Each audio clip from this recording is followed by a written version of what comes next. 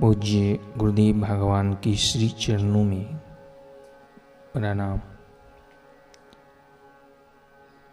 आश्रम की पुस्तक इष्ट सिद्धि प्रातः स्मरणीय पूज्यपाद संत श्री आसाराम जी बापू के पावन सत्संग प्रवचन से भाग 1। हमारे पास खाने को पर्याप्त अन्न, पहनने को वस्त्र, रहने को घर होते हुए भी हम भीतर से दुखी क्यों हैं, दीन क्यों हैं, अशांत क्यों हैं?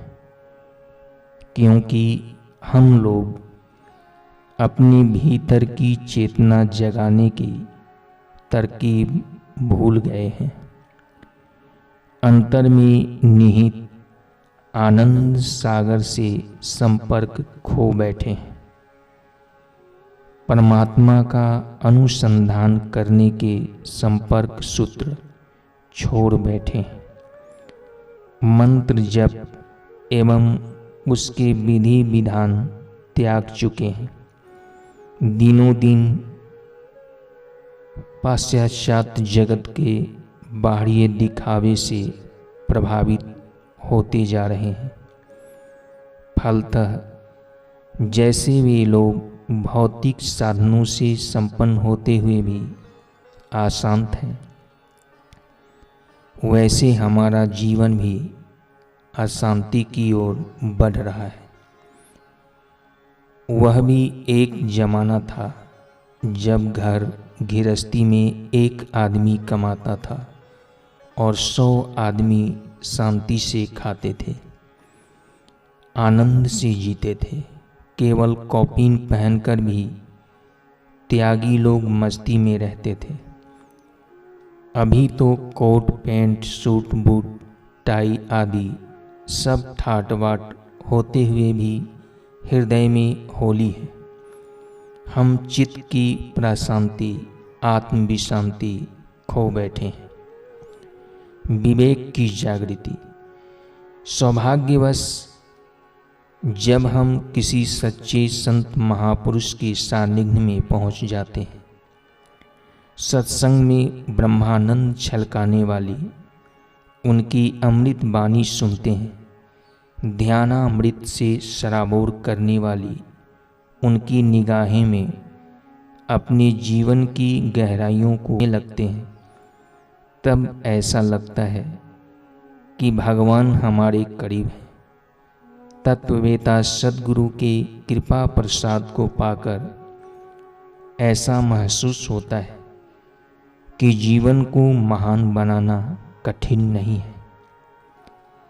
हमारा खोया हुआ खजाना फिर से पा लेना दुष्कर नहीं है, लेकिन यह सदा टिकती नहीं। चित्त पुराने संस्कारों में फिर से बहने लगता है। कई विघ्न और बाधाएं हमको सताने लगती है। मनुष्य की दुविधा। एक तरफ चित्त चाहता है कि मनुष्य जन्म दुर्लभ है, अतः इसका सदुपयोग करें। दुनिया में ऐसा कुछ कर लें कि मेरे पद चिन्हों पर चलकर अन्य लोग भी अपना भाग्य बना लें। दूसरी तरफ मन में जगत बुद्धि का निर्णय जागतिक उपलब्धियों की ओर तथा शरीर भोग की ओर खींच ले जाता है। ऐसे दुविधापूर्ण जीवन में क्या किया जाए?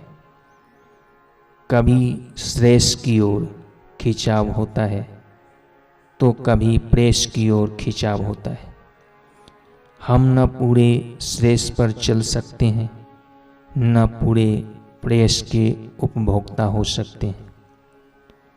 हम न पूरे सज्जन बन पाते हैं, न ईश्वरीय शांति, चित्त की प्रशांति आत्म विश्रांति ले पाते हैं, न हमें संसार में शैतान होने से तृप्ति मिलती है।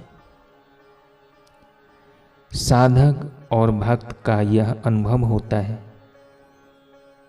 उसके क्या कारण है? हम सच्चाई चाहते हैं लेकिन अच्छाई के मार्ग पर पूरे चल नहीं पाते। बुराई से बचना चाहते हैं लेकिन बुराई से पूरे बच नहीं पाते। हमारा हाल ऐसा है कि जनामि धर्म न च मे प्रवृत्ति, जनाम्य धर्म न च मे निवृत्ति। हम धर्म जानते हैं लेकिन उस धर्म में हमारी प्रवृत्ति नहीं हो रही है। हम अधर्म को जानते हैं लेकिन उस अधर्म से हमारी निवृत्ति नहीं हो रही है। हम जानते हैं कि यह अच्छा नहीं है, फिर भी उसमें फंसे रहते हैं। हम जानते हैं कि यह अच्छा है लेकिन उसमें हमारी प्रवृत्ति नहीं हो पाती। मानव मात्र का यह प्रश्न है। जो अपने को मानव माने, उन सब का यह प्रश्न है। मनुष्य चाहता है कि मैं श्रेष्ठ बन जाऊं। वह चाहता है कि मैं ईश्वर के साथ खेलूं। वह चाहता है कि मैं ईश्वर के साथ एक हो जाऊं और साथ ही साथ उसको अपनी कमियां भी खटकती है। भागवत में एक कथा आती है। कंस ने श्री कृष्ण को बुलाने के लिए षड्यंत्र रचा था। यज्ञ का आयोजन किया और श्री कृष्ण को लेने के लिए अक्रूर जी को भेजा। अक्रूर जी रास्ते में सोचने लगे, आहा, श्री कृष्ण से भेंट होगी, वे मुझे काका कहकर बुलाएंगे, कितना आनंद। वे घड़ियां कितनी सुहावनी होगी। लेकिन मेरा नाम तो अक्रूर है, कर्म मेरे क्रूर है।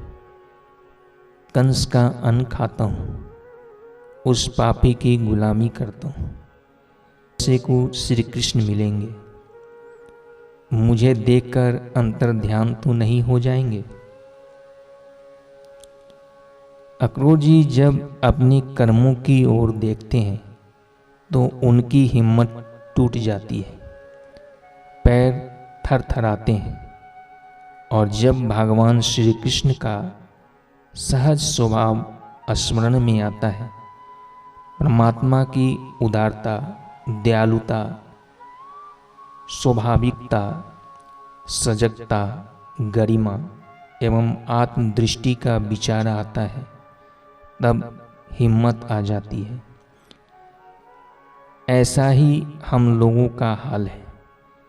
भगवान की ऊंचाई को देखते हैं, उनकी कृपा और करुणा को देखते हैं तो हिम्मत आ जाती है कि अरे क्यों नहीं होगा ब्रह्म ज्ञान। आत्म साक्षात्कार होना कोई कठिन थोड़े ही है। परीक्षित को 7 दिन में हो सकता है। राजा जनक को घोड़े के रकाब में पैर डालते डालते हो सकता है। अष्टावक्र को माता के गर्भ में हो सकता है। लीला शाह बापू को हो सकता है, तो हमको क्यों नहीं होगा।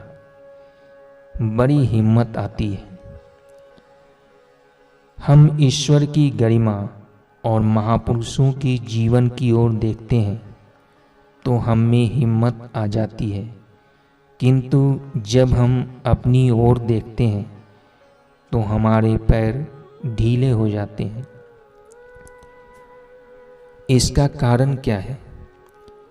हमारी जो संभावनाएं हैं, हमारी जो सुसुप्त चेतना है, हम में जो सुसुप्त सत्व है, उस सत्व को हमने विकसित नहीं किया और रजस तमस हम में पूरा विकसित हो रहा है। इस रजस तमस से प्रेरित होकर जब हमारी प्रवृत्तियां होती है तो हम मन से कमज़ोर हो जाते हैं। जो सत्व में पहुंचा है, जो सत्व में पहुँचे हैं या सत्व से भी पार हो गए हैं, उनके जीवन का स्मरण करते हैं तो हिम्मत आ जाती है। हम जब उपासना, अनुष्ठान, ध्यान, भजन करने में तत्पर हो जाते हैं